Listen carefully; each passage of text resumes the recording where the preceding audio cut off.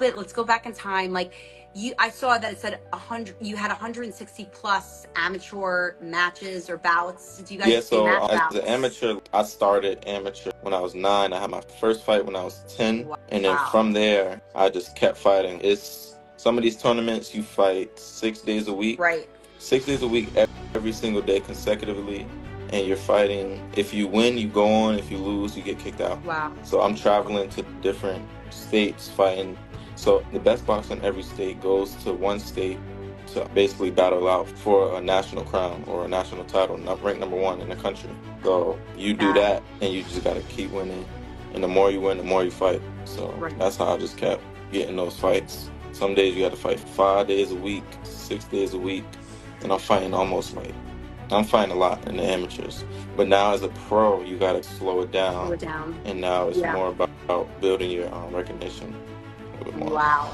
How do you make the transition from going from amateur to pro? What is it? What's the criteria to get there? I know there's so many things that you need to do, but how many wins do you need to have? How many connections do you need to make to be recognized? Like you started at such an early age. Yeah, one of the things that that's one of the biggest things you need is connections, experience. I would say connections and experience, and obviously you need the skill. But at the same time, to go pro, it's not as much requirements as people think. Because there's actually people that go pro that doesn't have a lot of skill. Right. But they're just over the age of 18, and then they could just get their license or whatever, and you have to get approved by the commission, something like that. But that's all you really got to do. But to be successful is a different thing. To be actually winning is a whole different thing.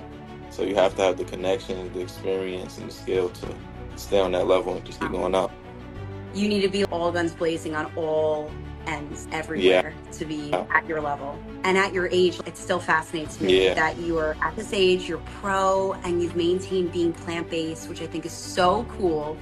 It's just, so how has it been like, so your dad, so a little bit in your family life, you're the one who wanted to be plant-based. You were like, and you weren't sure at the time why, you saw some things and you thought that was good for your health, or did you just say, hey, I just want to try this as a younger person? I think I saw it and then just, I don't know, I feel like I was just curious. And I just stuck with it for some reason. And then my dad did a lot of the research on herbs and stuff, what herbs heal. This and that, and then he started because he had diabetes, so he started healing himself with herbs. So once he did that, then all his high blood pressure, diabetes, weight dropped, all of that just out of nowhere. That's awesome. Just vanished. So what was his diet like before? It was fried fish, fried chicken, just the normal American diet, fast food, donuts, all that bad stuff.